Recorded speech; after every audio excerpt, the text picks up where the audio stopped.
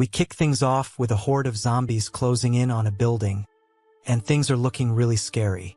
However, the most out-of-pocket thing happens as a game of elephants and kitties is being played right in front of them. One of the zombies watching used to be a girl named Noah, whom the curvy babe recognizes. Apparently, Noah used to like our hero Kotaro, who is the raging bull in this scenario. It's like an NTR moment with zombies, and then kitty water is unleashed. After the shady acts are completed, the girl is scolded by Kotaro because she should not be playing magic mirrors with zombies. They will get into a lot of trouble if the zombies find out they are in front of them, so the girl is urged to be quieter. The girl says she could not control herself because that was just how her body was reacting to him. Kotaro laments that athletic girls need to calm down, and we learn that he is a first-year student at Nakatsuka High School. The girl says that men of culture like him are no fun when it comes to being shady, and we learn that her name is Kitokana from Otoha Girls Academy. Kotaro notices some strange noises, and it isn't looking good with all the zombies out there. It doesn't make sense to hope for help to arrive, and our hero laments that he won't be able to play shogi or any other games in the future. Suddenly, Kana puts on some cat ears and tries to act cute in front of him by saying it will all work out somehow. Kotaro asks her if she made these ears herself, and she says yes. As a matter of fact, she wants to make these cat ears popular on TikTok, but that's a moot point now, considering humanity is doomed. Kotaro is actually happy that Kana is so cheerful, because it helps in such scary situations. Kana says that Noah has turned into a monster, as have all her friends, leading her to a more serious tone. She thinks about her parents and Tama, who could be her sibling. Kotaro feels bad for her, but all of a sudden, Kana says that she wants to do it again. Bro asks her if she wants to escape reality, but she says it's mostly because it feels good. She's a crazy one, but Kotaro actually can't believe that someone like him is living such a shady life now. Now, it's time for a flashback to 1 week earlier so that we get some context. Kotaro is greeted by Noah, and he blushes as she welcomes her to the Nakatsuka festival. He looks like he's playing hide and seek, so Kana asks him about it, as she is with Noah, who proceeds to introduce the two of them to each other. Kana says that she does karate and dance, so our hero immediately realizes that she is a social butterfly. Noah says that Kotaro is really good at first-person shooter games, and he participates in shogi games. This is definitely going to be plot armor later on, but for now, Kana asks what's happening at the stall. Kotaro explains that it has Temensashi, but then he gets a message to go somewhere quickly. He wonders what it could be, so he tells the girls he has to go meet one of his senpais. He says they can go ahead and play some shogi, after which Kana tries to understand the rules of the game. Noah is more interested in some of her own intrusive thoughts, so she asks Kana if boys' schools also have romances. Kana says it could be possible, so all kinds of scenarios run through Noah's mind. They keep talking about boy couples, but this does not make sense because there is a festival going on. However, that's when we see that a boy is seemingly getting some tongue-twister action from his bro. Both Kana and Noah are interested to see this in greater detail, which is quite odd, to be honest. Noah wants to look, but Kana does feel that this could be a bit too much for them to handle. However, the actual sight is horrifying, as a zombie munches on the boy's python. This is clearly a disturbing sight, and the girls are shocked by what they have just witnessed. Meanwhile, Kotaro thinks about how cute and lovely Noah and Kana are. He wants to get closer to them, but he does not have the courage for it. He looks for his school president and eventually bumps into him. The prez mocks our hero, calling him an innocent boy who does not know the touch of a woman. He has lots of girls around him, so it looks like he's finally become popular, but with zombie girls as a horrific sight unfolds in front of Kotaro. Naturally, Kotaro falls to the ground in shock and disbelief, and the other students behind him also notice what is going on. There is no time to waste, so our hero gets up and tries to make a run for it. All kinds of scary and strangely shady things are happening in the school now, and the teachers try to call the cops. Kotaro only has escape on his mind, so he pulls a door, but when he looks outside, it becomes clear that he is in a zombie apocalypse story now. He can't believe what he is seeing, because this is not the kind of stuff you normally watch on Comic Guzzlers. Now, we see someone shouting at the zombies, telling them not to come any closer. She has a flaming stick in her hand, and she seems to be a science teacher. She continues to threaten the zombies, and we can see Noah and Kana with her too. Noah notices that the science teacher has a bite mark on her hand, and we all know what that means. However, the science teacher tells her not to worry about it. She tells the girls to get out of her soon and never come back, as she is aware of what is going to happen to her. It's a bit too late though, as Kana notices the infection spreading rapidly through her body. One of the boys tells the curvy sensei that he has always liked her, so he will hold on to the fire stick while the others run away. She even holds him with affection, but that is only because she has already turned into a zombie and is preparing her meal. The zombie sensei munches on her fanboy, but at least he goes in the arms of the woman he loves. All the other zombies now attack Noah and Kana, while Kotaro watches on in disbelief. His eyes are filled with tears, especially once he notices Noah in the middle of all the zombies. They exchange glances, but our hero is not sure if he should try to save her, because he could end up as one of the zombies. Suddenly, a little version of Kotaro shows up and asks him if this is what he really wants. After all, if he does not help now, then he will be a coward his whole life. The little Kotaro tells him to be brave, and who knows, maybe he'll even have a shot if he saves Noah. That's not exactly supposed to be motivation to save a life, but it works anyway.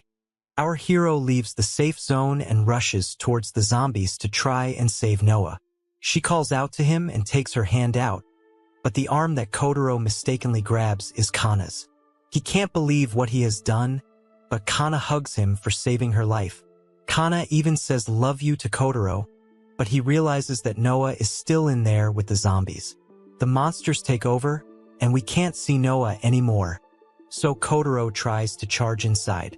One of the zombies tries to bite Kotaro, but at that very moment, a bald man comes to the rescue and knocks it down.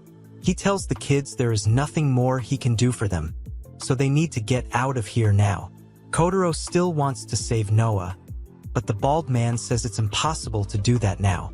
Kana takes charge and grabs our hero's arm, after which they run away from the scene.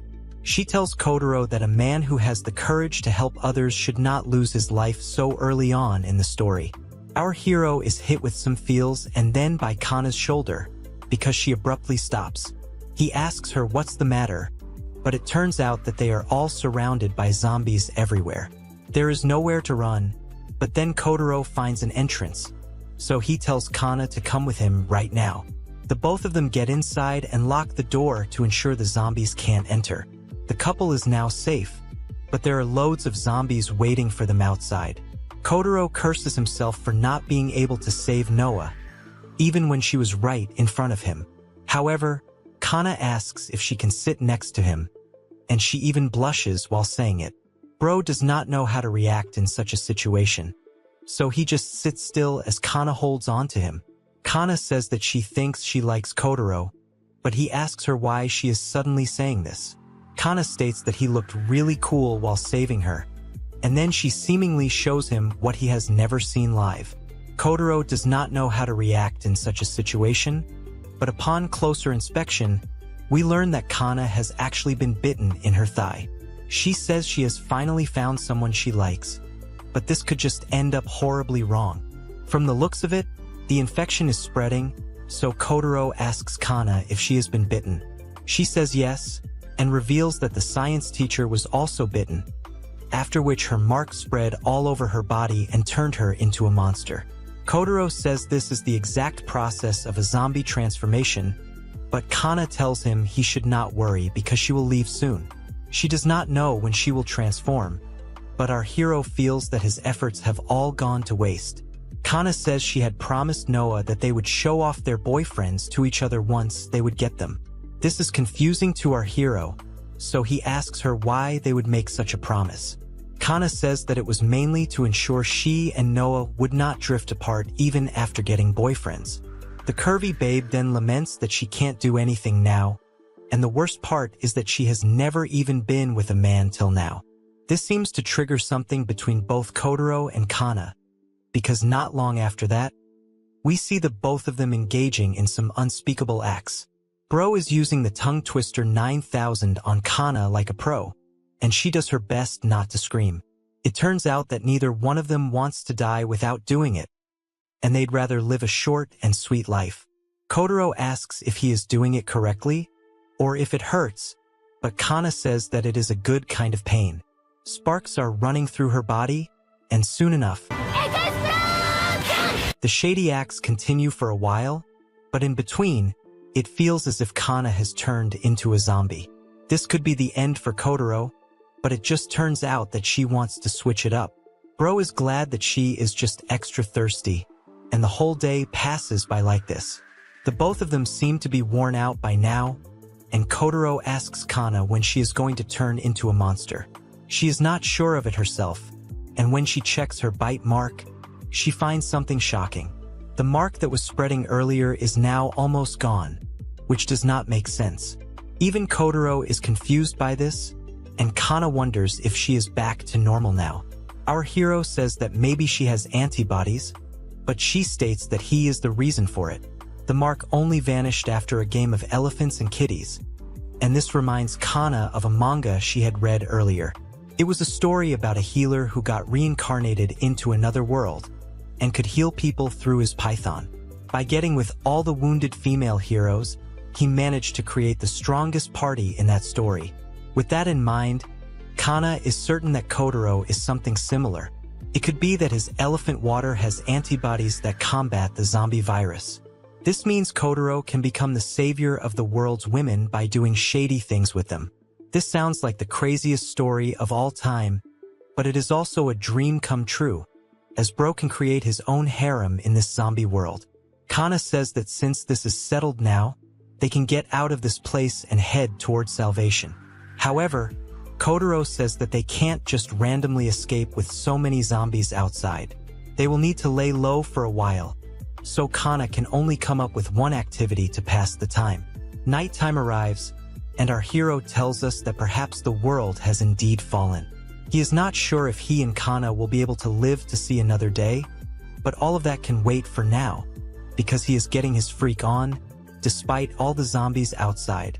He and Kana playfully tease each other, and Bro tells us that he has nothing else to do but shady things with this extremely thirsty girl. He was afraid he would remain innocent for the rest of his life, but he does not have to worry about that anymore. Kana says she will not let Kotaro sleep tonight, so he couldn't be happier. We don't know if we should say it should have been me, not him, because they're still in the middle of a zombie apocalypse. Now, we move to the next day, as we see our hero peacefully sleeping in bed. He is woken up by Kana, who gives him a sweet good morning greeting. She playfully calls him a man of culture and states that if he doesn't get some sunlight in the morning, he'll end up looking even paler than he is now. Bro is still recovering from his very pleasant wake-up call, so he blindly agrees with Kana. Suddenly, he hears some loud banging, and a zombie man shows up outside the door.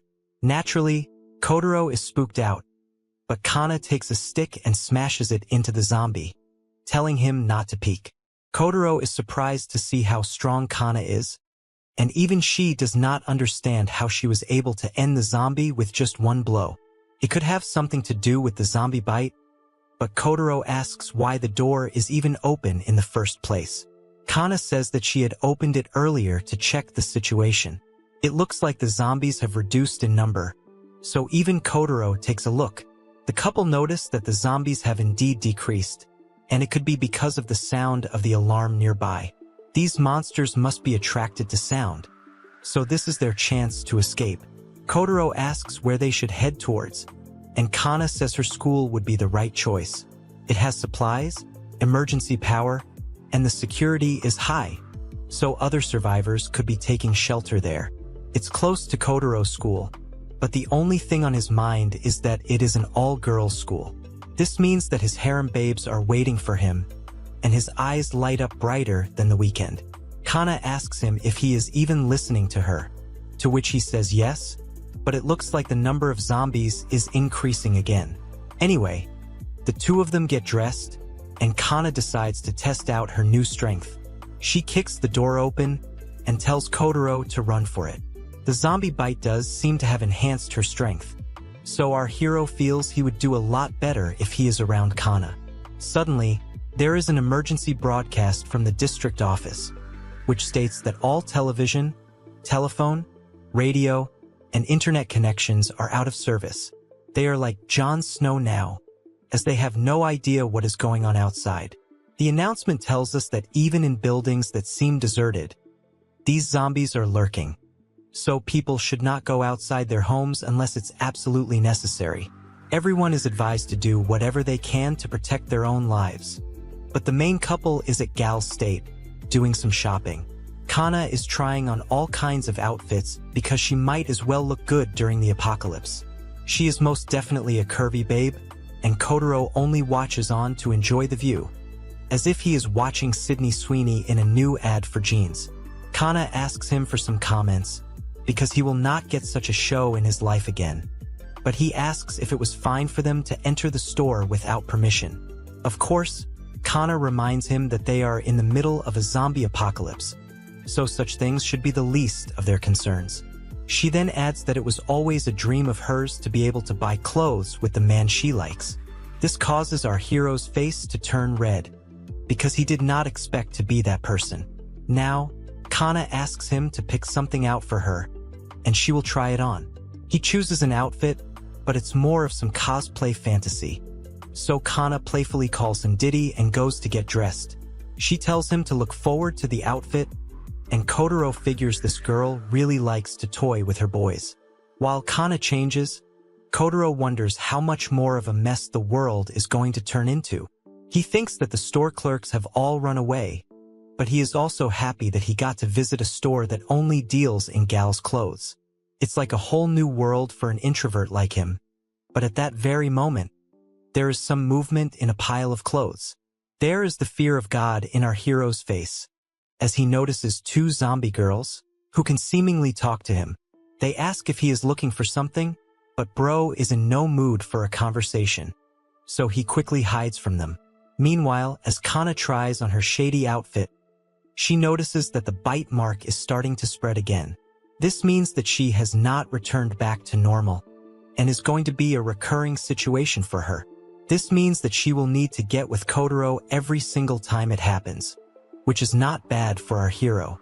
Suddenly, there is a sound that comes from underneath her, so she checks it out. It's just our hero, who has slid from underneath the changing room in order to escape the zombies. Kana is about to call him a creep, but after all they have done, she is in no position to be saying that.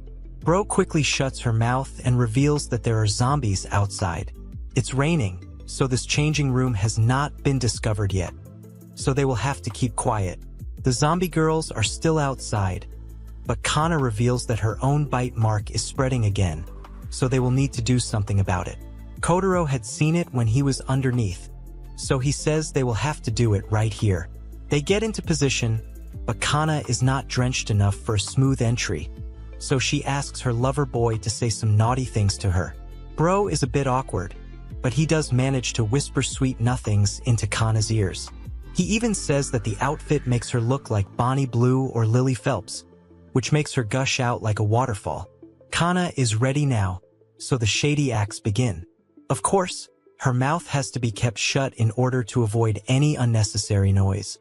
But then Kotaro also asks her an important question. He says that if he saves people from getting bitten from zombies, and if it does turn into a harem, then he will need to do shady things with those girls as well. He asks Kana if she is fine with this, but she says that of course, she would not like it. However, our hero is going to be the savior, so it is not like she has a choice. Bro says that Kana will always be his best girl, and he will always make her feel good. This is more than enough to make her feel amazing, which results in an explosion. After she is done, she decides to give Kotaro some of her own tongue twister action, but he asks her why she is doing this. The zombies will hear them, but she wants to give her lover boy a reward for his efforts.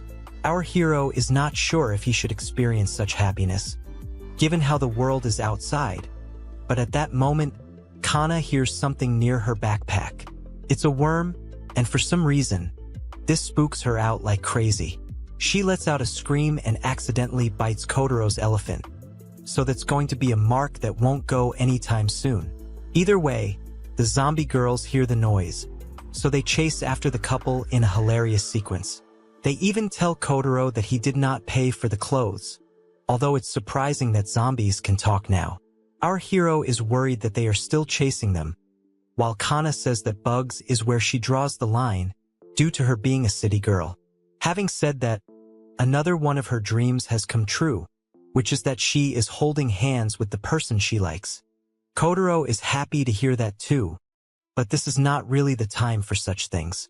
A crazy chase follows, where we see both Kotaro and Kana doing their best to avoid the zombies, hopping over walls and hiding behind trees. This goes on for a while, and soon enough, Kana points at her school, which is a huge sigh of relief for both of them. They arrive at the school, barely with their lives intact, and we can see that they have made a Save Our Soul sign. For a week after that, Kana's zombie bite mark would disappear after unspeakable acts, but would come back again the next day. This could be a problem, considering Bro has to save every woman on the planet.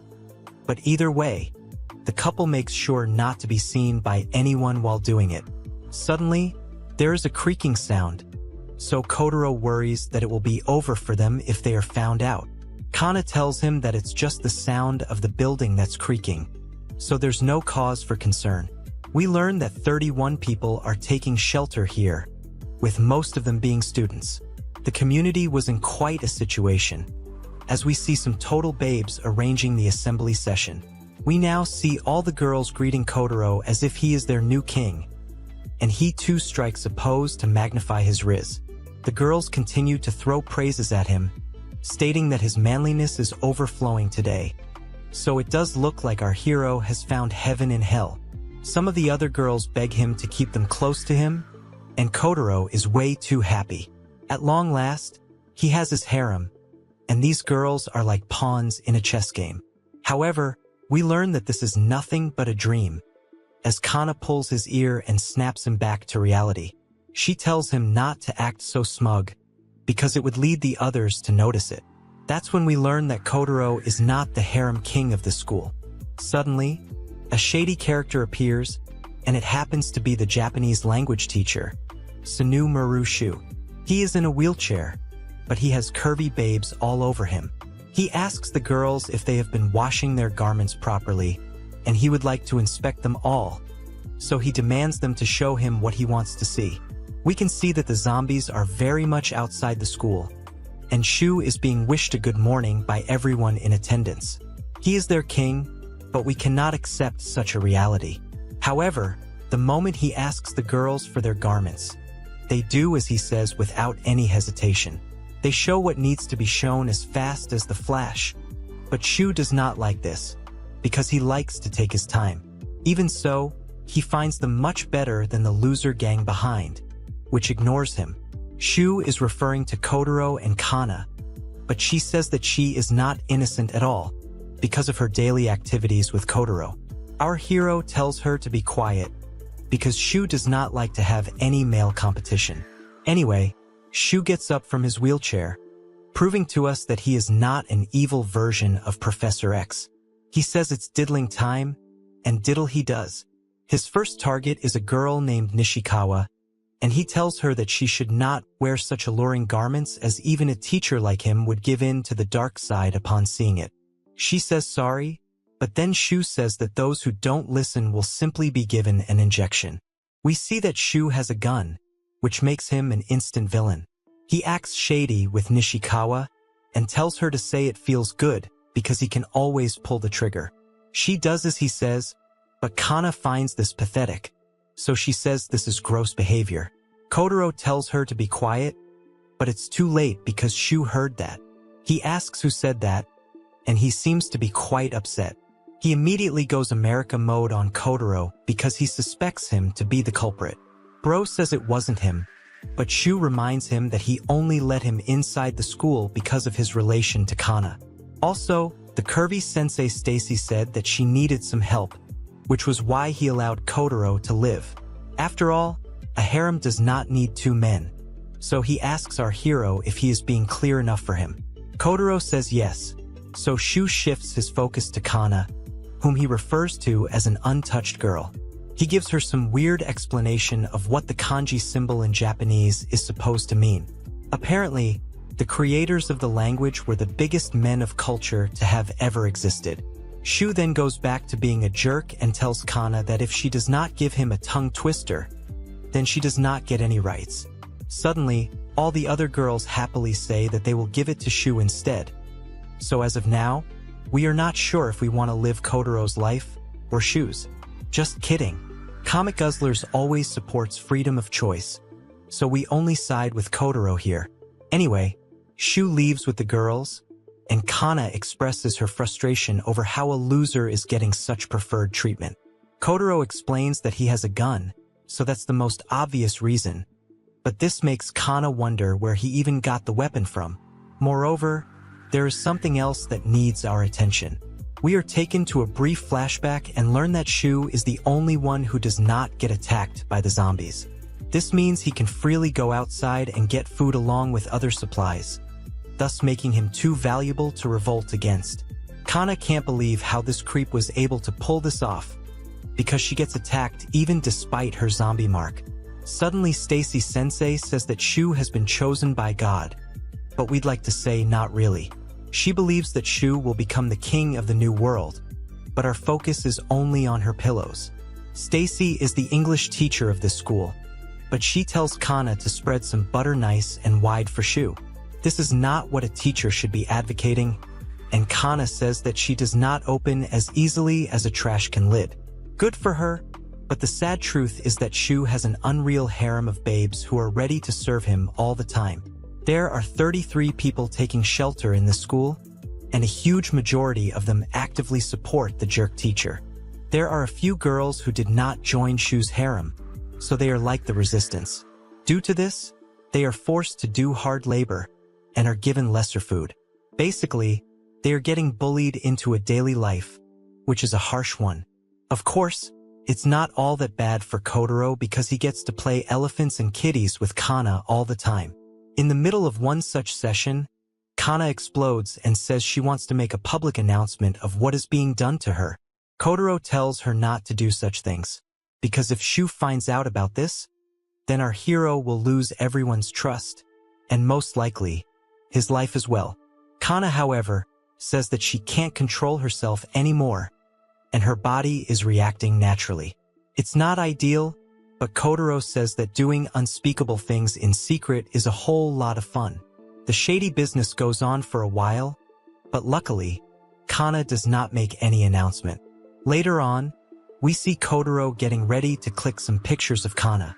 She is busy posing in the middle of a whole horde of zombies behind her, and she seems to be with some other girls too. They are a part of the resistance group and seem to be having fun with Kana. Kotaro is a bit confused, because he does not get why he has to film this. Kana says that this is a zombie dance, with actual zombies in the background, so it will definitely go viral on TikTok and YouTube Shorts once things go back to normal. Bro says this will be very controversial, but Kana says that every single day is tough for them anyway. They should learn to enjoy what they have, and he agrees with her. Suddenly, a girl shows up and comments on how relaxed the couple is. She is the second-year student council president, Aoki Eri, and she can't believe the resistance group skipped work to dance. Stacy Sensei is with her, and Aoki asks if the group is done setting up the barricade of 30-row desks. Kana calls her stucco for some reason, and Kotaro tells us that Aoki is Shu's right-hand woman, which could be a pun based on what he makes her do to him. Stacy Sensei tells Kotaro that as punishment, he will be stuck in the toilets until they are squeaky clean. Yes, that sucks for our hero, because dancing wasn't even his idea. Kana objects by saying they have been working since morning, so they need a break, but the curvy sensei says that she knows of a much better way to unwind for real. Of course, by that, she means coming to Shu's room, and she keeps referring to him as the king. That is super creepy, especially coming from a teacher. But Stacy Sensei tells Kana that if she does not agree, she will turn her into a toilet for Shu. That's messed up, but then someone else shows up and tells Stacy Sensei to shut up. She is a total babe named Iguchi Tuka, and she is the second-year kendo club teacher. She tells the harem girls that they should not get too confident just because they have Shu's backing. Kana is glad to see Tuka show up, and Aoki laments the arrival of some trouble. Tuka does not like that these cowardly girls are being Shu's lapdogs and still trying to bully others. Aoki acts cool and says that even though Shu is not fit to rule, a dysfunctional society still needs a king. She then comments on Tuka's pillows, but she does not understand what Aoki is saying. This only allows the brat girl to mock her some more, but now she is making Tuka angry.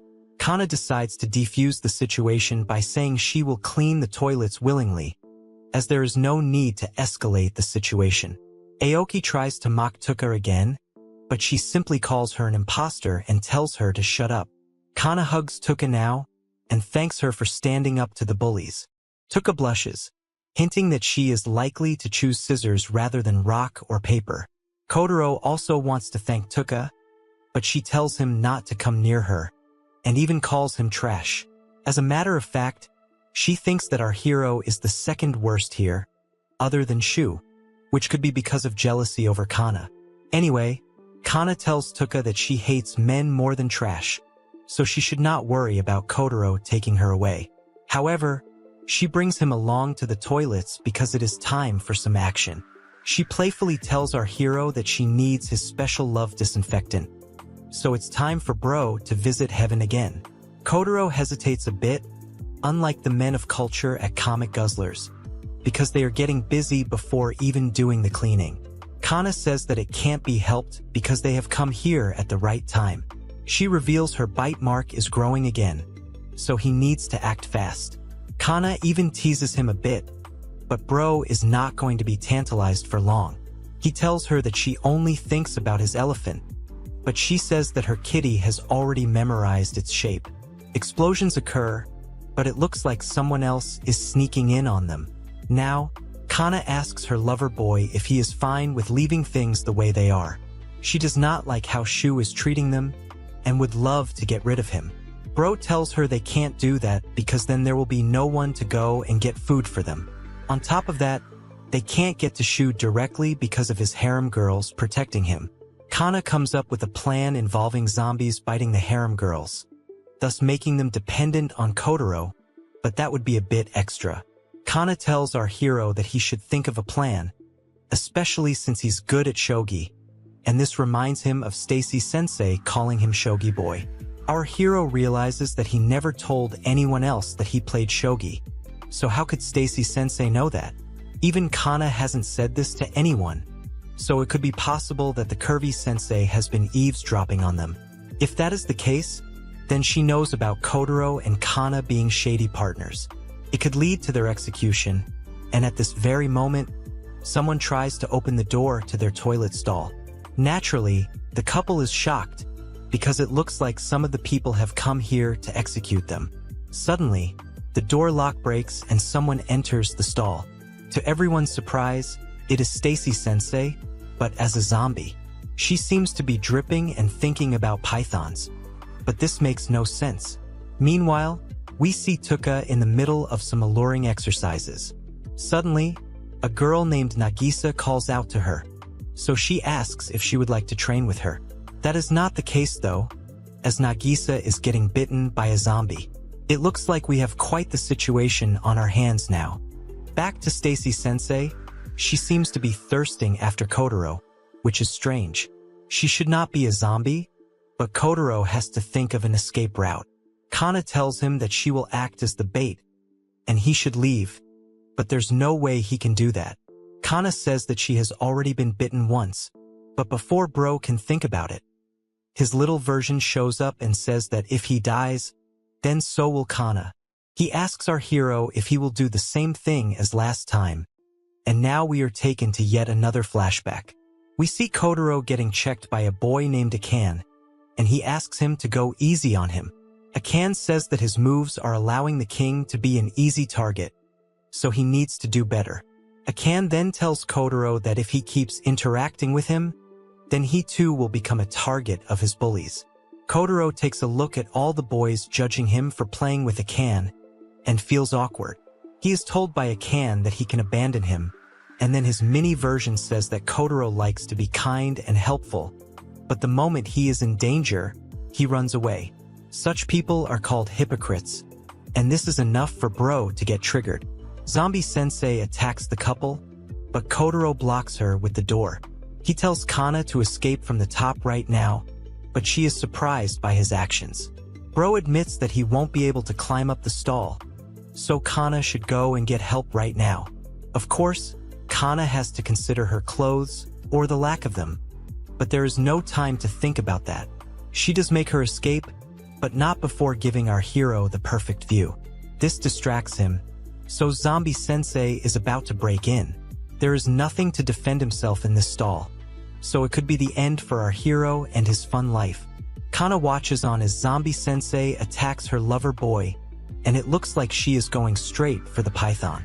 She goes for it, and Bro panics, but it looks like Zombie Sensei is choking on something. It turns out that Kotaro hilariously pulled the plunger as a last-moment form of defense. However, his relief is over soon, because Zombie Sensei bites through it, and is about to take his elephant down for good. Bro can see the end, but at that very moment, Kana grabs Zombie Sensei's head from behind. She says that Stacy Sensei should treat the world savior's prized possession with a lot more respect. On that note, she completely smashes Zombie Sensei's head, much to our shock and amusement. Kotaro himself is in disbelief over what he has just seen in front of him, and he might just puke. He thanks Kana for saving his life, but he wonders if zombies have soft heads. Kana says that she thought back to when she could kick the doors open with ease, and figured that she must have monster-level strength now. It could be as if she has become a Super Saiyan, but the moment she says this, a massive wave of exhaustion hits her. Now, Kotaro uses his big brain energy and decides to explain his theory to Kana. It is said that humans usually control their muscles to not exert 100% of their strength, because if they do, then their bodies will break down. However, since Kana has become a half-zombie, her brain has been modified as well. Due to this, she can use all of her strength at any given time. That's pretty much like her being overpowered, but Kotaro adds that she will be in trouble if she uses it too often. Kana thinks that she is invincible, but that wasn't exactly what Kotaro just told her. Suddenly, the couple hears someone screaming from a distance, so they decide to go check it out.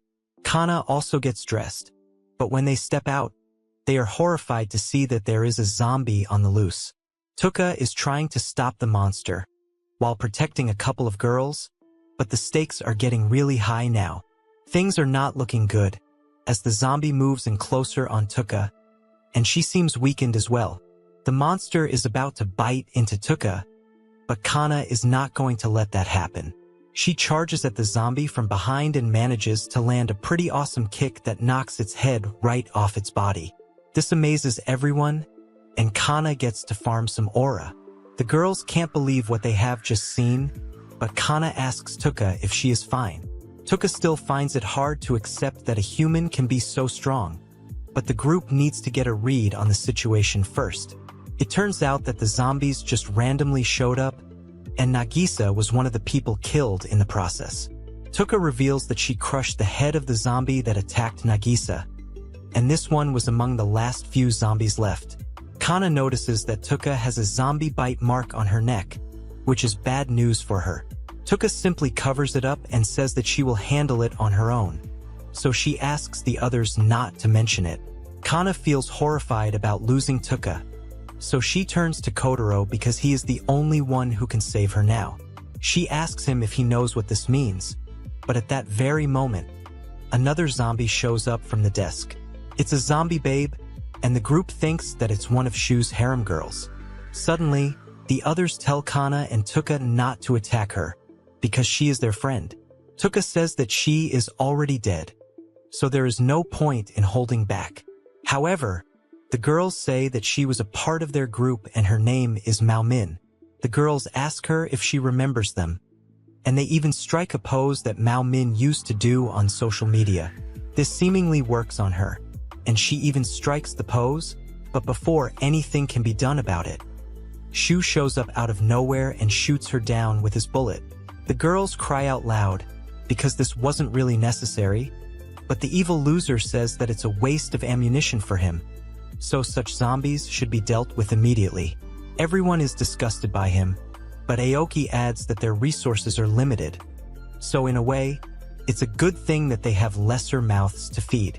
That's out of pocket, but Aoki doesn't care, and she says that they will now check for more zombies, while the others can dispose of this one's body. Shu even has the nerve to say he saved the girls, so they should let him go raw on them once. Kana and Kotaro know that these people are the worst, and the other girls cry over their lost friend. Later, in the night, we see Tuka hanging by the railing on the school's top floor. She says that she will be joining Nagisa soon, and then we are taken to yet another flashback. Here, we see Tuka smashing the zombie attacker with a fire extinguisher, but as she laments how things have turned out, she notices that Nagisa has now turned into a zombie. She approaches Tuka, who is about to attack her, but then zombie Nagisa asks her to pat her head, which shocks Tuka.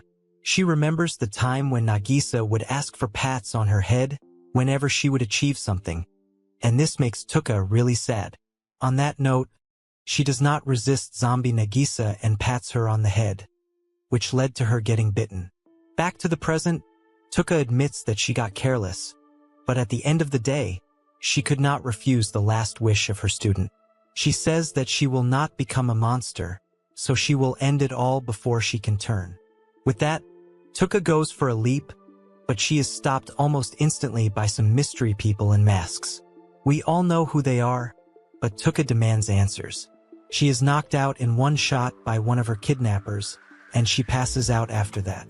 Later, Tuka wakes up, but she notices that her hands have been tied together. She is in her bare garments, so she wonders how things came to be this way. Suddenly, she hears a voice commenting that she has finally woken up, and it is none other than Kana, who is having some fun with Kotaro. She says sorry to her senpai for being so thirsty, but Tuka has no idea as to why she is witnessing something like this. Kana even goes a step further by saying she feels even better knowing that her senpai is watching her. Tuka is still trying to accept that this is indeed Kana in front of her, and Kotaro behind her. The teasing goes on for a bit longer, but it looks like Kana already gets one explosion in. She wants more, so she goes for Tuka's pillows, which makes things more intense, but Tuka asks why this is happening if Kana and Kotaro are related. Of course, the truth is that they're not Alabama siblings, but Kana tells Tuka that it's her turn next. Tuka is visibly shaken up, and Kotaro asks if it is really okay for him to be doing this. 20 minutes ago, we had seen Tuka trying to jump, and the couple noticed it. Kana obviously didn't want her senpai to go through with it, so Kotaro suggested tying her up first, to make things easier later. This was when they got into that weird cosplay disguise, but our hero was still worried that Tuka wouldn't agree to it. After all, she hates men more than anything, but Kana said that the best option would be to show her the process. Basically, if she can see how fun it is, then she would probably give it a try as well. It's not very likely in the real world, but at Comic Guzzlers, everything is possible. This gave Kotaro the motivation to go ahead with the kidnapping, and now we are back to the present. The shady couple welcomes Tuka into the Savior's harem, but she says that she will end Kotaro. Bro is confused, because they just explained the whole process of reversing the zombie bite. However, Tuka would rather become a zombie than be touched by a man. That's a really stubborn attitude, but Kana tells Tuka that she wants her senpai to survive. After all, there's lots to look forward to in life, and Kotaro adds that he is only doing this because there is no other way to save Tuka. She finally comes to her senses and asks for the ropes to be removed. The couple does as she says, and Tuka claims she won't feel anything, so Bro can get it over with. He wants to confirm that it's a yes, but he does look a bit shady as he says this. Contrary to what Tuka says, she gets a massive surge of passion the moment our hero connects with her. Kotaro asks why she is reacting this way, so she says that his finger felt like air. Since that's the case, Bro decides to give her some finger blaster moves, and she goes crazy. Tuka makes a cute face in the middle of all this, and it works for Kotaro. Now, it's time for some tongue twisters, and it drives Tuka to her limits. Since she is enjoying so much, Kotaro and Kana tease her about this being her first time. She is clearly embarrassed, but Kana makes it easier for her senpai by offering her own tongue twister 900 in an effort to convince her to join our hero's harem. Seeing this would only drive Kotaro's intrusive thoughts into overdrive, so he goes for the final attack and conquers the woman who hated him. While the explosions are happening there, we now shift to another scene wherein Shu's group is exploring a storage room. Aoki can sense that the teachers in this area were bitten, simply by looking at the blood. Basically, what happened was that two infected technicians who had come to repair the cameras here got trapped inside and turned into zombies. Stacy-sensei must have entered the room with another student by accident, and that's what led to the outbreak. But what was she doing with the student over here? That's when we learned that Stacy-sensei actually had a really bad reputation, and she was like the female Diddy. So, she must have come here with the student for some diddling time and got caught by surprise. Aoki feels that some obstacles have been overcome now, so Shu can act more freely. Now, one of the girls reveals that they have found Stacy-sensei's body. It's without her head, so the girls wonder who could have been able to do this.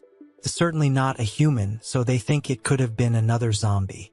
However, Aoki says that the head was crushed neatly, so this has to be the work of a human. This becomes more interesting for the Prez girl, and as she tries to narrow down her suspects, she comes across a device on the floor. It's a recorder, which means that things are about to get a whole lot more interesting.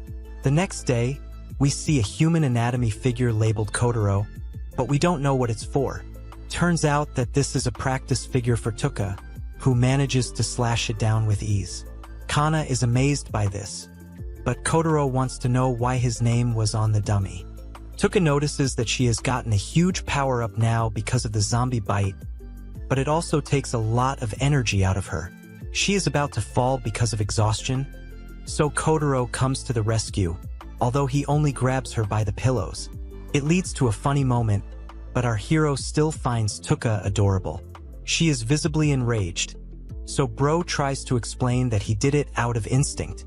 Of course, you can't erase a lifetime's worth of rage with one shady session, so Kotaro gets smacked as a result of it. Now, the girls get together and say that they are ready to take down Shu with ease. They are quite enthusiastic about this, but Kotaro tells them they can't do this. Tula gets angry and accuses him of being on Shu's side. But then Kotaro explains that the girls can't use their powers on the school's grounds. After all, they can't risk the others finding out that they are half zombies. Especially with the requirement to do naughty things, this could be a problem. Somebody like Aoki will instantly make the connection if she sees these powers. So it would lead to the trio getting banished from the community. Basically, even if they take down Shu, they will still not get accepted by the others. The girls realize that Bro is talking sense, but they need a plan of action. He says that they should use these powers on the outside, not the inside, which can help them overcome Shu. Since he can go outside to collect food, he is treated as extremely valuable. But if this group goes out and gets some supplies too, they will be on equal footing. They can also get much better stuff than the school's stockpiles. So Kana is instantly on board. Tuka asks if this will be possible, but Kotaro says that anything is possible with their powers. The whole idea is to offset the balance of power in the school, after which Shu will lose his harem girls. If they can do that, then they will defeat the villain without even needing to fight. This is a great strategy, and our hero decides to call it the Kosaka system, mainly because he wants to have a legacy in the new world. The name is a bit goofy, but the girls are in on the plan. Kana takes a look outside and says that the plan may sound good in theory, but there are way too many zombies outside the school right now. Even our hero did not expect to see so many zombies out in the open. So Tuka asks him if his Kosaka system can counter this. Kotaro says that the system is fine, but they will have to wait till the zombies decrease. We don't know how much time that is going to take, but the group also needs to make it to the morning assembly. Now, we meet the other members of the resistance group. There's Sakaguchi and Morimoto from the dance club, as well as Inaba from the light music club. Seeing Kotaro with Kana and Tuka makes them suspect if they spent the night together, but the triple couple denies it. Things are not good for the resistance force, as they are now reduced to just 6 people after the loss of Nagisa. They talk about uniting even more now, and then we move to the morning assembly. Before the regular proceedings begin, Aoki would like to share something with everyone, and we can see that she has the recorder in her hands. She plays the recorder, and we listen to the extremely shady words that Kana was saying in the very first scene of the story. This shocks everyone, and then Aoki says that the recorder belonged to Stacy Sensei, who became a zombie. She playfully asks who these voices belong to, but our hero should have checked the body back when he had the chance. Anyway, the recording plays both Kotaro and Kana taking each other's names, so the cat is very much out of the bag now. Even Tuka is embarrassed by this, and now all the other girls begin to gossip. They realize that Kana and Kotaro are not an Alabama couple, and were involved every single day.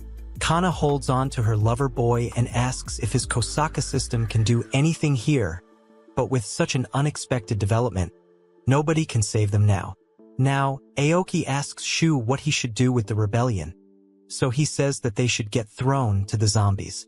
However, he quickly changes his mind as if he was doing a psych. Shu does not want to resort to boring methods, but this is not what Aoki wants him to say. The loser villain tells the resistance group that they are collectively responsible for this, as they did not offer themselves to him earlier. So, he is cutting all the food supplies for the resistance group, which is a big deal. Kana says that is not fair to the others, but Shu says that all of them are complicit. He is willing to make a deal though, which is quite predictable. He will allow the 5 girls to be given food supplies if they surrender their curvy bodies to him in his room. Basically, they have to either become his slaves or starve to death. This is not what Kotaro was hoping for, but he also wonders if he is included in this offer that Shu has given. Obviously, that is not the case, but now, Kana is saying it's time for them to execute Shu. She feels that their only option now is to destroy Shu, and she gets quite dramatic about it. But our hero still tells her to hold back. Suddenly, Saka and Mori stop her from moving any further, so Kana comes back to her senses and says that she would like some time to think about it. Shu allows it, but Aoki is clearly upset over what has just happened. Later, in the waiting room, both Kotaro and Kana bow down to the others to apologize for getting them into this mess. Saka, Mori, and Inaba are fine with it because they never believed the couple was related anyway. Mori even wonders which of them likes to be on top more often, but more importantly, she is surprised that Tuka is not too angry about it. She changes the topic by saying they need to carry out a new plan now, and Kotaro agrees. With the way things are now, they will have to get their own food, and he decides to make a squad for it. He, Kana, and Tuka will go outside to get the food, but the others ask if it is even possible to do that with so many zombies. Suddenly Bro activates pun mode and shows them a car key, which will also be the key to their mission. The girls are surprised that our hero was able to get his hands on this. But first, we go to another rather disturbing sight. Aoki seems to be doing something, and she scolds Shu for getting too excited. She seems to be using her feet, so that's the second time we see this on Comic Guzzlers.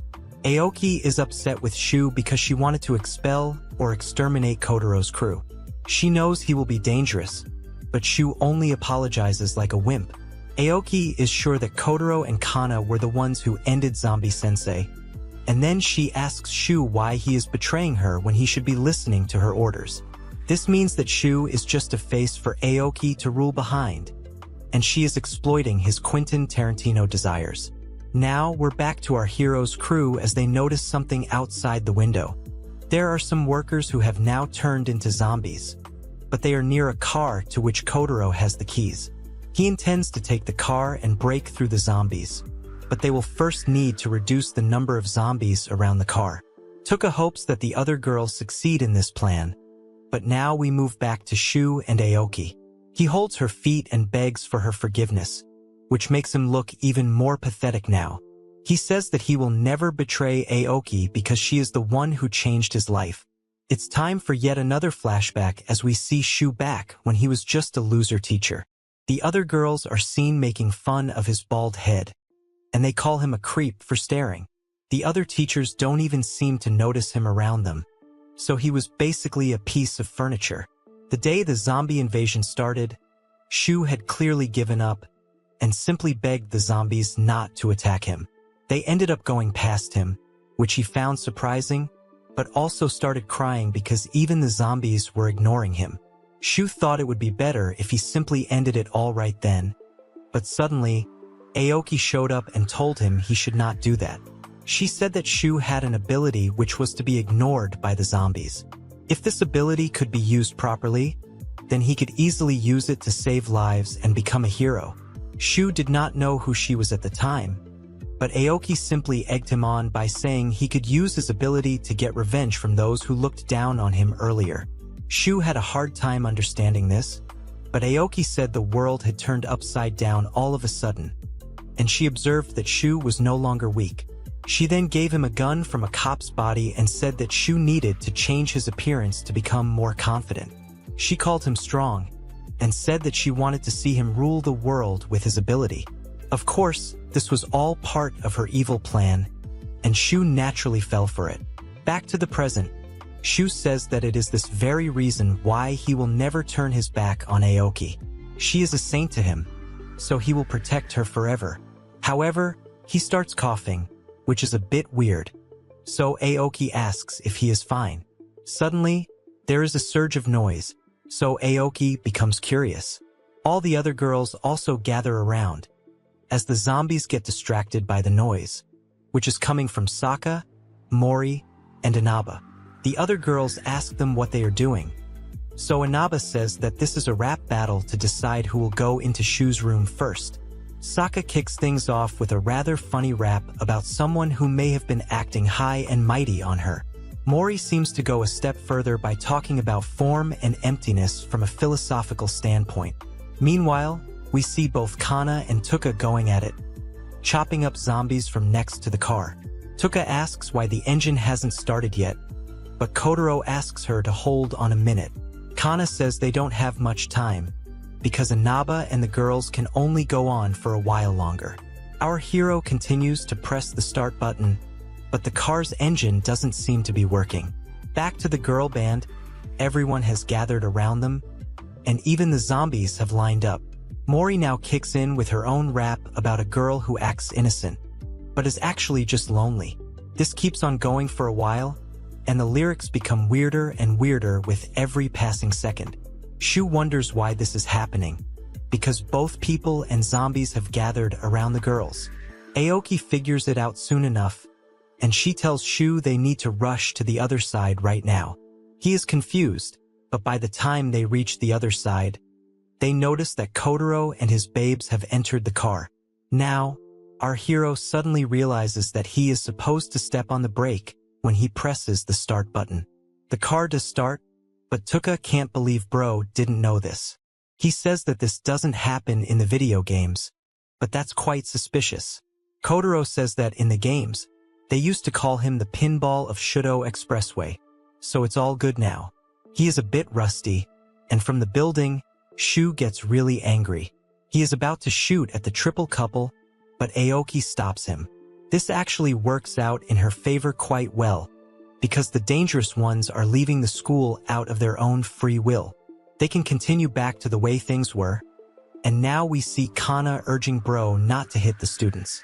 He's not very good at this, but Tuka tells him to just smash his way through the zombies. It seems simple enough, and Kotaro activates road rage mode as they blast their way through the zombies. Now, we see a girl praying to the skies and immediately shift back to our hero's gang. He wants to go to a big supermarket nearby, but there is no road that's passable. Kana is upset that there are no living people in sight, but then Tuka asks the others if they want to check on whether their family members are fine. Kotaro's home is in Chiba, and Kana's is in Yokohama, but Tuka's is in Tochigi, which is quite far away. Commuting must be tough for her, but then she takes a look at her zombie bite, which is growing. Tuka asks about Kana's clothes, so she says they got them from a gal shop before coming to the school. Tuka says stealing is not good, but Kana says she left some spare change. As funny as that may sound, it's time to take a break somewhere. Kana realizes that Tuka's wound is opening up, so she needs a shady session, but Tuka does not like how direct she is. Even Bro thinks this is a good idea, and then they come across the Lovian Hotel Resort. Kana is pleased to see this, because she had always admired the resort. Kotaro says this is the best possible place to go to right now, but they need to find a room where they would be safe. There does happen to be one, and it looks like a luxurious suite with a soft bed. Now, the girls show up and say sorry for keeping Kotaro waiting. There was no water, but there were plenty of wet wipes so they could clean their bodies nicely. It's quite the sight, and Kana says that she will let her senpai go first, as she is in more urgent need of Bro's medicine. Kotaro is told that he should brace himself, so this is the perfect time to say it should have been me, not him. Back at the school, we see Saka, Mori, and Inaba together, with their tummies rumbling due to no food. Inaba says they should be fine for a week, even without any food or water. She believes that Kana and the others are enduring tough times outside, so that they can come back and get them. But actually, the group is in the middle of a very intense game of elephants and kitties. Tuka is going super wild, so Kana reminds her that she is being very loud. Explosions are happening one after the other, and Kotaro is in a heaven most men could only dream of, especially in a zombie apocalypse. However, from a distance, we can hear someone behind a door, asking for help. Now, we move to the next morning, where we can see Tuka going to town on Kana's Twin Peaks. This is making her wild, and Tuka seems to enjoy doing it as well. After all, it's Kana's weak spot, and it makes for a great view. Kotaro comes in and offers some tea, but Tuka tells him not to interrupt their session. Bro feels bad because this is supposed to be his harem, but it's fine because he gets to watch a beautiful view. As he sips on his tea, Kotaro can now hear the cries for help coming from behind the door. He tells the girls to be quiet for a second as he goes to inspect what's going on. He listens carefully, and it does seem that someone is asking for help. The girls get dressed, and Kana asks if Kotaro is going to save another girl. He thinks that it's a girl who is hiding from the zombies and is doing her best to stay still while holding her breath. He also thinks it is a cute girl, just like Hirose from school. Kotaro's plan is that they will open the door, and he will take the girl while Tuka and Kana keep the zombies busy. Tuka says this is too big of a risk, but Kotaro does not care because he will help anyone he can.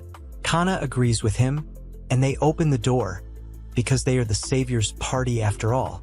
Kana opens it rather suddenly, but the real problem is that there is no cute girl on the other end, but some weird, mutated zombie monster.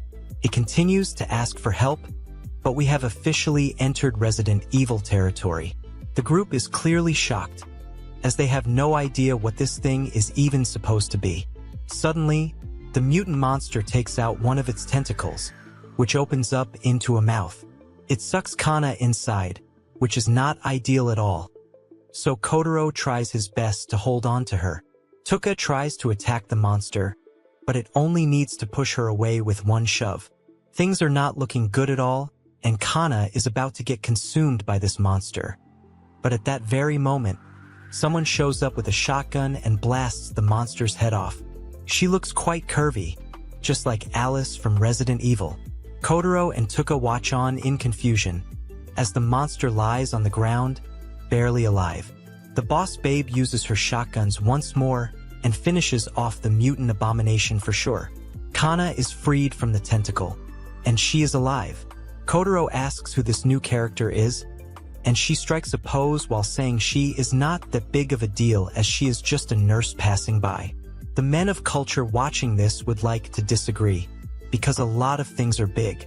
Even the triple couple calls her a liar, but she sticks up Tuka and proves that she is indeed a nurse. Kotaro asks why a nurse would need 2 shotguns, so she explains that the monster they just encountered is an unusual breed of beings that are born among zombies. She calls them mutants, and they can't be dealt with using normal weapons. The curvy nurse explains that the downtown area is full of such mutants, so they are going to arrive here soon. Kana wants to know who the nurse babe is, because she is very cool and could easily be a regular feature on Comic Guzzlers. Her words make the nurse blush, because she is not used to being called cool. She then decides to show off how she can spin her shotguns like a pro, and then she shows them her final trick too. She completes the trick, but in the process, her extra cushy pillows are revealed. Everyone is amazed to see this, and their jaws drop almost instantly.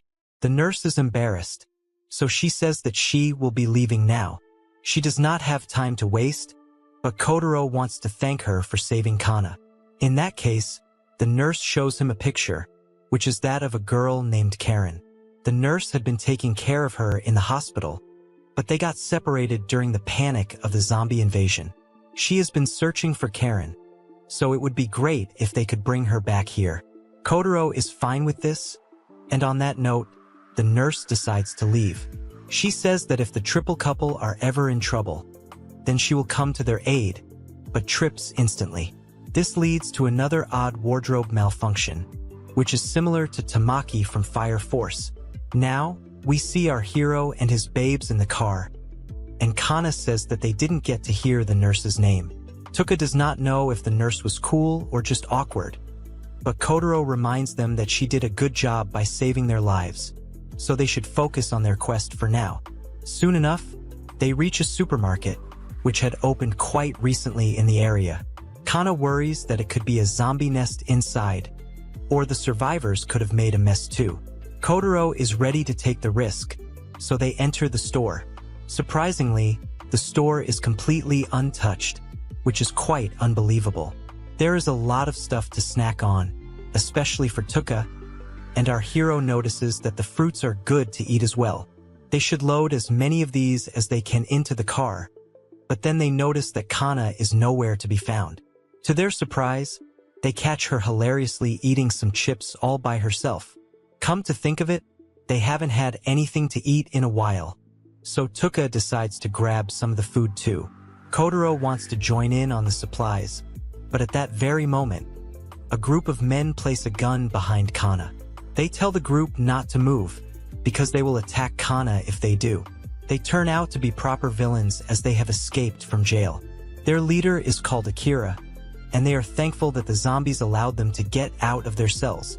They consider getting rid of Kotaro as he is a boy, but Akira wants to enjoy torturing him, as he has a prison history of around 15 years. Now, we move back to the school where Saka is struggling to keep up without food. She briefly considers Shu's offer, but decides against it soon enough. Suddenly, she hears some shady noises coming from one of the rooms, so she inspects it. We can see Shu, who is coughing away, but he has a whole harem of curvy babes tending to him.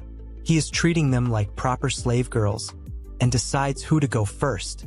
He's made them all dress up like dogs too, so this is pretty messed up. One of the girls can't wait, so she begs for it, and then the others join in as well. Shu is clearly enjoying himself. Although this does make us feel uncomfortable. It's one after the other, but Saka can't bear to see this horrific sight. She says this is the worst, but then a couple of girls come up from behind her and say that she will be like the dog girls soon enough, if she wants to survive. Now, we are back to Kotaro and his babes, who have been taken in as prisoners by the villains. There's a bald man named Takuma, and Akira tells him to keep his eyes on their prisoners. He has the authority to shoot if he suspects anything, and he doesn't leave any openings. so Kana can't even try to attack him with her zombie powers. The crazy goon tells Kana not to get any stupid ideas, because they are now in power thanks to the world turning upside down. Now, it's all about strength to survive, and there is no room for weaklings. Akira wants to start with the girls, so he tells his men to throw Kotaro in the back room. Our hero is shoved inside, but he lands on something that is soft, warm, and moist. At first, he does not understand what this is, but then someone asks him how long he plans to do this. Bro looks up and notices that his face was resting on a hostage girl's kitty. She looks just like the girl in the nurse babe's photo, so she must be Karen. Kotaro apologizes for his intrusion, but he wonders what has been done to her. It does not seem as if the goons have violated her yet, but Karen finds him creepy because he is staring at her. She then mocks him for getting excited after seeing her in this state. But since his hands are tied, there's nothing he can do about it. Of course, this is not at all what our hero was thinking about. But then Karen grabs onto his python with her foot, offering to help him relieve himself. Lots of Tarantino-level acts are happening nowadays at Comic Guzzlers, as Karen taunts Kotaro for having such a strong reaction to her. Bro doesn't get the deal with Karen, because at this point, she just seems like an aggressive succubus. Suddenly, she tells him that if he wants her to finish the job, then he needs to help her get out of here. She calls him Kotaro a commoner, but she has tears in her eyes too, meaning she is desperate to escape. Karen repeats herself once more, but he says that even if she asks this from him, it's not like he can do anything with his hands tied. Karen calls him a commoner once again and says he is useless. She makes fun of his elephant size and says that a high-class girl like her shouldn't even waste her time on his manhood. Kotaro really doesn't get why she is acting so mean, but Karen gets even weirder by imaging a knight coming to save her on a horse, after which she starts thinking about the horse's member. Suddenly, Kotaro starts banging his head on the floor, which is an acceptable reaction. Karen is confused, but it turns out that he was actually trying to get a folding knife out of his head. Our hero says that this situation was very much what he had expected, so he came fully prepared for it. He then mocks Karen for calling him a commoner, as he frees himself from the ropes. All of a sudden, Karen acts nice and starts complimenting Bro as well as his python. Kotaro decides to have some payback, so he asks Karen if this is how she should behave when asking someone for his help. She says that she will do anything for him, so he tells her that she should open her mouth wide open for him. She does exactly that, and just as we think that Kotaro has given in to the dark side, we see that he has actually put the knife in Karen's mouth, so that she can cut off his ropes. She can't believe this was what he meant, but Kotaro tells her that she is an extremely shady woman. Eventually, our hero is freed, and he tells Karen about the nurse babe who is looking for her. We learn that her name is Ogasawara, and Karen wants to meet her. However, she does not want to meet her in her current form, so Kotaro fears that the goons did something to her. Karen reveals that before Kotaro got here, the men had captured her, but she acted too thirsty in front of them by saying she wanted to have her first time this way. The goons did not like this about her, because they like it better when the girl is not being so proactive. This was why Karen was just put in the back room. Our hero asks her exactly how shady she is, but she says that she can't control herself. She did not have a terminal illness, and yet, she could not leave the hospital, which led to her reading tons of manga and watching all of the mommy videos on Comic Guzzlers. Karen then admits that she herself ran away from the hospital, but before she can continue, she falls to the floor out of weariness. Kotaro checks her out to see what's wrong, but then he notices that she has a bite mark on her leg, which is from a zombie. Karen reveals that in the morning, she was attacked by a zombie, which led to this situation. Kotaro does not have a choice now, so he tells Karen to listen to him properly. He is going to play elephants and kitties with her, and naturally, this surprised Karen. Now, we move to the outside area where both Kana and Tuka are being kept as hostages by the free criminals. There is an alert guard with a crossbow making sure these two hostages don't escape. so the others take this chance to tease the curvy girls for having some really bad luck. Akira says that the weak will always get trampled by the strong, because that is the way of this new world. His follower says those were actually his words, but he tells him to shut up or else. Kana laments the fact that there's a guard pointing a crossbow at their room, which makes any kind of resistance risky for them. She and Tuka may have zombie strength, but they don't have strong defenses, so they need to use their big brain energy. Tuka says that they just need to wait for the smallest opening, and then they can take down the prisoners. The girls are somehow talking to each other through eye contact, as they prepare to take some injuries if needed. However, Kana notices something on her senpai's neck. Her bite mark is starting to show again, and then Kana checks her own thigh to see it's the same as her. They need some elephant water medicine, otherwise they are going to turn into zombies. Tuka wants to remain a man-hater, but even she admits that she needs our hero to save her. More importantly, both the girls are feeling quite hot and heavy, almost as if it's mating season for them. Akira does not seem to understand what this means, but he likes the look on their faces. His follower asks if he can go for the one with big pillows, but Akira scolds him because the both of them have massive pillows. Even criminals should have some kind of decency, but the girls figure this is their time to attack. Now, we move back to Kotaro and Karen, who tries to act as if what is going to happen is against her will, but she does not have a choice, so she will allow it. She makes a really shady face as she asks Bro to get on with it, but he is hesitant. Karen asks what's wrong, so he says that since he is doing it for the first time with her, he is getting reminded of his first time in general. He is a bit nervous, but he is supposed to be the man here, not the woman. Even Karen can't believe what she is hearing, so she begs him to do the unspeakable. She was actually getting in the mood, but Kotaro is ruining it with his nervousness. She then says that she was wrong to expect anything from Kotaro, other than disappointment. Karen wants this to be done with soon because she feels his elephant will be small, and she won't even feel anything. This kind of taunting makes us wonder if the author is a bottom dude, because Karen even says that she won't even know if anything is inside. Kotaro is getting visibly annoyed, but she does not care as she tells him to repeat what she's saying about his elephant. Bro has had enough, so he takes Karen into her birthday suit and some ropes, after which he begins to show his Chad side. Now, it's our hero's time to do the taunting, because Karen is reacting quite strongly to him. She says it feels amazing, and her head is going crazy. Kotaro demands that she apologize to his elephant, and she does exactly that in a now submissive state. She can't even talk properly as she begs Bro to make her explode again and again. This is enough to make Kotaro happy, and he tells Karen she did well. She is actually surprised that he has changed his mood, but he says he will be gentle with her now, as she has become a part of his harem officially. He also declares that he will be the one to save Karen, which makes her blush. She thinks of him as her knight in shining armor, so the tongue twisters come out to play. The shady quotient of this session increases second by second, and Karen has a massive explosion.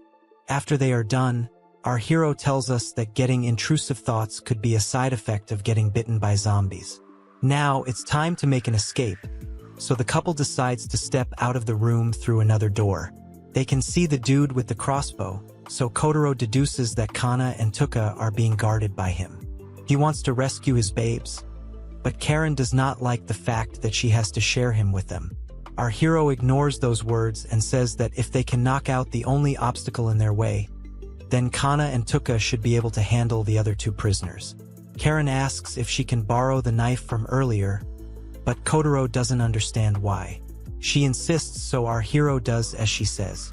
Now, Karen reveals that her father taught her some handy skills, and one of them was throwing knives with precision. Her dad must have been Liam Neeson from Taken, because Karen lands a bull's eye on the man's hand, rendering him useless. Karen also has her zombie strength with her, so the attack is a lot more than just effective. Akira and his follower get distracted by this, so Kana and Tuka take this as their opening. They both get up at the same time and land kicks onto the criminals to knock them out. One shot is all it takes, thanks to their zombie powers, and the girls break free from their ropes too. Tuka taunts the men for saying the strong will trample the weak, because that is exactly what's happened here. Now, Kotaro shows up, and can see that his babes have knocked out the villains. He comments on how violent this is, but Tuka identifies Karen as the girl from the photo. Kotaro reveals that she too has been bitten by a zombie, so she has been added to his harem. The new girl makes it difficult to like her, as she greets the other two as if they are commoners. She even says that there is a massive difference in charm between them and her, as she is a high-class girl. Tuka can't believe this, and Kana says that the newbies have to do the dirty work, not the other way around. There's no time to argue though, because Kana and Tuka both need Kotaro right now. He is confused at first, but then they explain that their marks are showing up again. Tuka tells Karen to keep an eye outside, and Kana tells her to fight any zombies if she sees them. With that, the group gets into the car with Kotaro, Kana, and Tuka in the back seat doing what must be done. The car's suspension is quite nice, but Tuka gets impatient as Kana is getting all the attention for now. Karen is on top of the car, keeping watch, and while she does find it unreasonable, she also feels that this is going to be a lot of fun for everyone, including the men of culture at Comic Guzzlers. Now, we go back to the Aura farming fan service nurse, Ogesa. She is busy shooting down a whole army of zombies, and she goes all out when it comes to flexing her skills. The nurse babe eliminates all the zombies in her sight, but she is also upset because she has not been able to find Karen yet. We now go to a brief flashback where we see Ogesa taking care of Karen ever since she was a baby. She was her best friend, her older sister, and even her mother. Ogesa will never be able to forgive herself if anything were to happen to Karen. And now we see her inside the Lovian resort. As she walks around the halls, she can hear some strange noises coming from one of the rooms, and she identifies one of them to be Karen's. Ogesa remembers what she told Kotaro, so she rushes to the room. But when she opens the door, she sees something quite unsightly. Karen is on top of Kotaro, who is telling her to give it a rest, but she wants at least 3 more refills of elephant water. This pretty much confirms that the author has bottom bro tendencies, but the real problem here is that Ogesa is really angry. The nurse babe points her gun at our hero, demanding to know what on earth he is doing to her sister figure. Karen is actually happy to see Ogesa, and then the other 2 girls stop her from taking down the main character. Ogesa does not want to listen to their reasons, and she wants to break free, but Karen likes being watched, so she gets even more worked up. Kotaro tells her to stop, but she picks up the pace, and then some fan service happens, which lands an assist in helping our hero unleash another one. Now, a proper explanation is given to Ogesa, who somewhat understands the situation, but is still not happy about the whole harem vibe Kotaro has going on. Moreover, she can't believe that the only way to stop zombie infection is to play elephants and kitties, but Kana says she has no right to comment on that if she herself is dressed in such alluring cosplay. Ogesa asks Karen about her illness, but she does not get what she means. She feels like she's perfectly fine, so she believes she has been cured of her previous ailments. Ogesa reveals that in the past, Karen would get tired even after walking a little, so it's likely that the zombie bite has cured her physical condition. Karen is happy to hear this, and she thanks the zombie who bit her. Ogesa asks Kotaro what his intentions are with Karen, so he says he was thinking of taking her back with him to the girls' school. Hearing about school also gets Karen excited, as she might become a part of some JK group. She now has a virtual scenario where she thanks all the zombies for changing her life, but then Kotaro reveals that this was only his previous plan. The problem is that the car they used to get till this point has broken down, and after all the trouble they went through to load it with food, they can't transport it back. This sucks, but Karen says they could walk it back to the school. Kana says that their friends are waiting for some food, so they can't really delay themselves.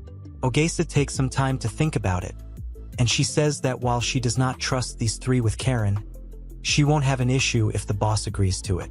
Our hero does not understand, so the nurse babe reveals that the boss is Karen's dad, who had hired her in the first place. The hotel happens to belong to him, and he is currently holed up in a nearby mansion with his wife.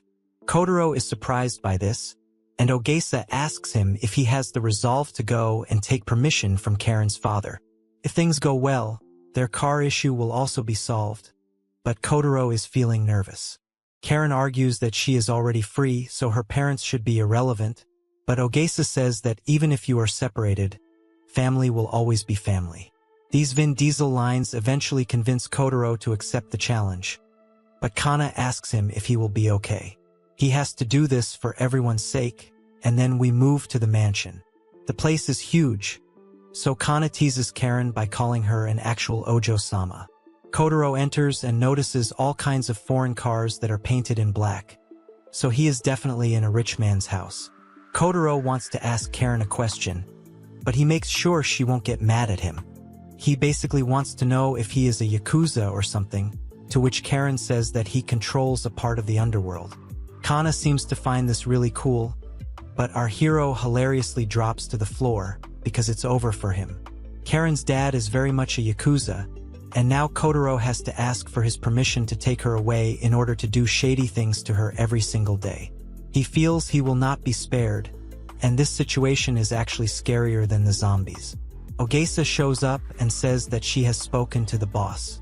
Kotaro has to go to the back room alone, and the nurse babe tells him he should be prepared to lose a bone or two.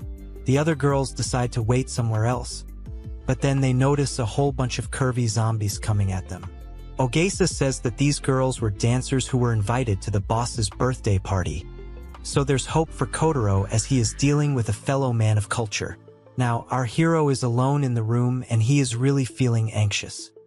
He is told to raise his head, but he and we are all surprised to see that it's not the father, but the mother, who is actually a mommy. She gives him a naughty look while mentioning how he wants to take her daughter away, but Kotaro can't believe that the boss is a woman. She reveals that she is the boss's wife, and she had asked her husband not to interfere in this matter. After all, if he was here, then he would have torn Kotaro to pieces. The main reason why Karen's mommy has asked Bro to meet her is because she wants him to take a look at something. We are all shocked to learn that she has been bitten right on the pillow, and her mark has spread quite far.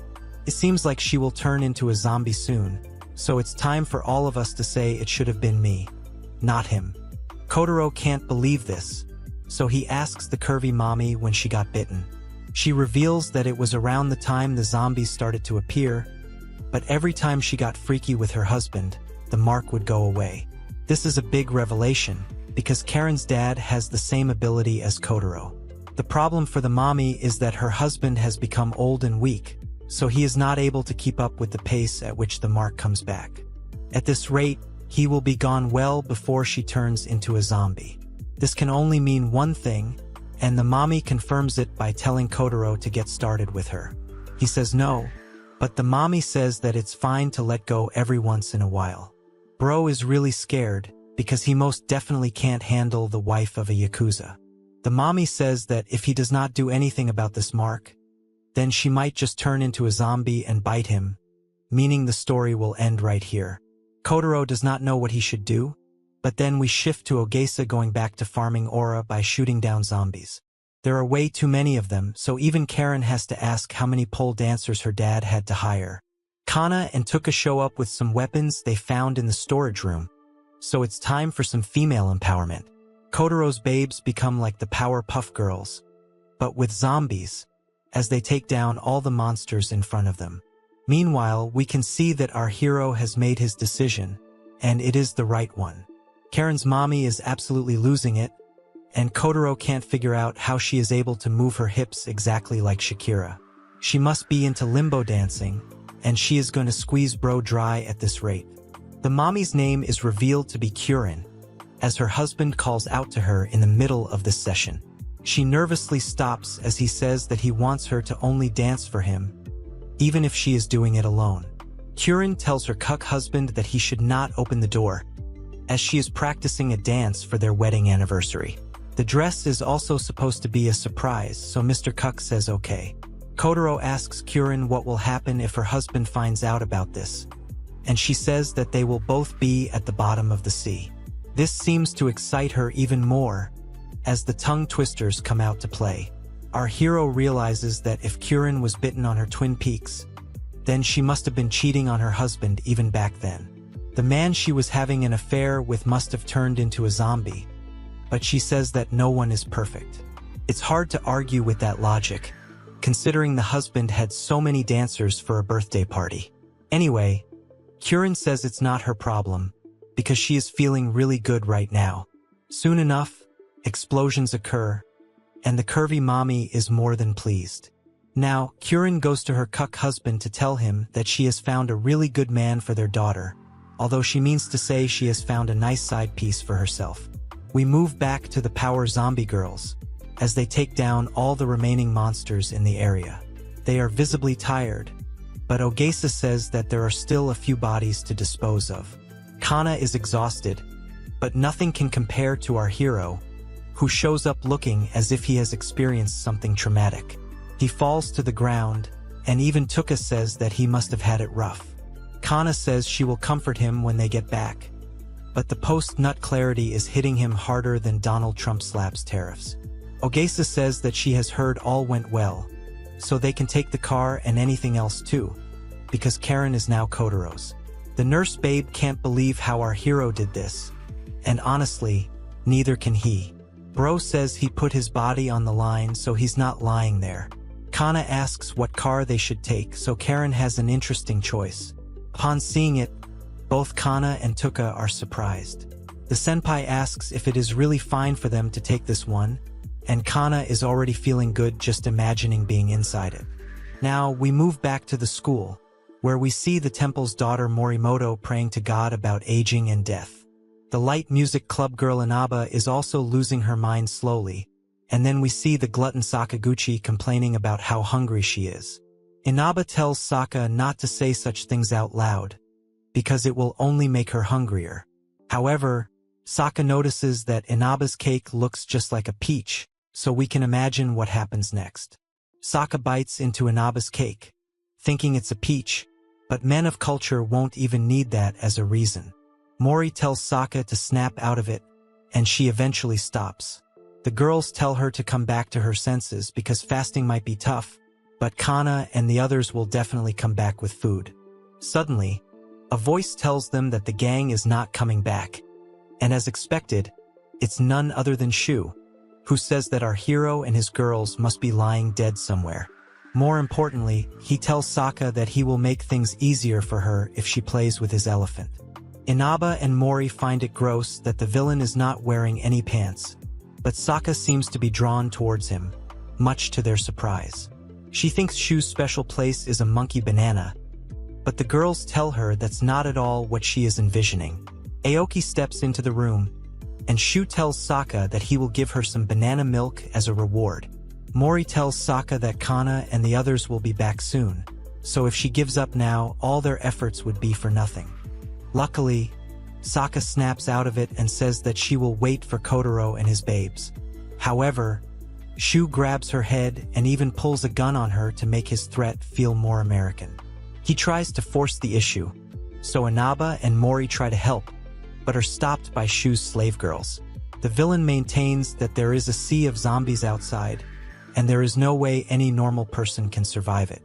He even says that if Kotaro returns, then he will castrate himself and get down on his knees as well. It's a pretty confident challenge, but at that very moment we hear a car coming in. Everyone gets distracted by it, and Aoki's face says it all. Mori and Inaba go to the window and are glad to see that the gang is indeed back. Kotaro, Karen, and Kana are on the top of the vehicle, which is like a tempo truck. Ogesa is driving another one, and Kana has a juicy apple in her hand. Bro and his girls happily say they are back, and reveal they have loaded so much food in the truck that it's overflowing. Inaba and Mori are relieved that their friends have returned, that too with a massive set of upgrades. They have got some extra people too, but Shu can't believe what he is seeing. Even Aoi bangs her head against the wall, because this could not get any worse for her and her evil plans. Saka shows up and asks Kana to give her the apple she's holding, so she sends it her way. Saka is supposed to catch it, but the speed at which she throws it is a bit extra. Kotaro tells her to be careful, but it's too late, as the apple misses Sokka completely and instead, it whacks Shu right in his jewels. The apple gets smashed upon impact, so men everywhere can feel the impact. Naturally, the pain is too much for Shu to bear, so he falls to the floor and is on his knees. This is actually in line with what he had said earlier in case Kotaro and the others would return. It's over for him, and then we see Inaba and the others asking if they can jump over to our hero's side. They are welcomed immediately, and Sokka hugs Kana for coming through. Now that the reunion is done, Tuka decides to climb up the vehicle with a megaphone.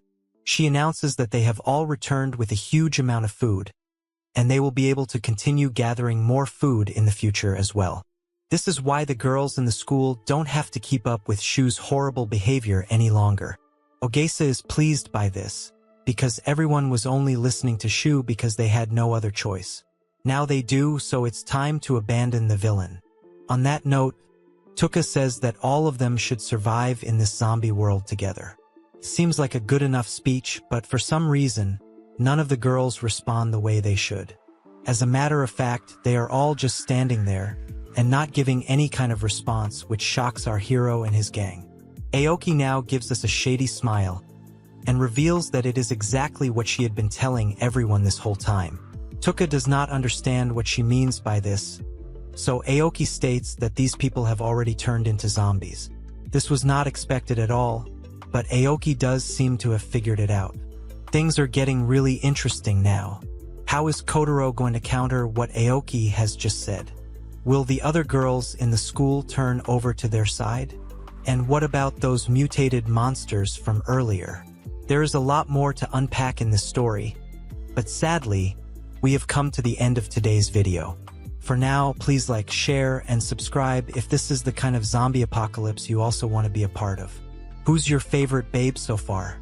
Is it Kana, Tuka, Karen, or the nurse babe Ogesawara? How about Inaba, Mori, or Sokka? If you like this story and Kotaro, please make it known in the comments below. Otherwise, I may not continue the story, which actually has a lot more crazy parts. Okay then, I'll see you in the next one.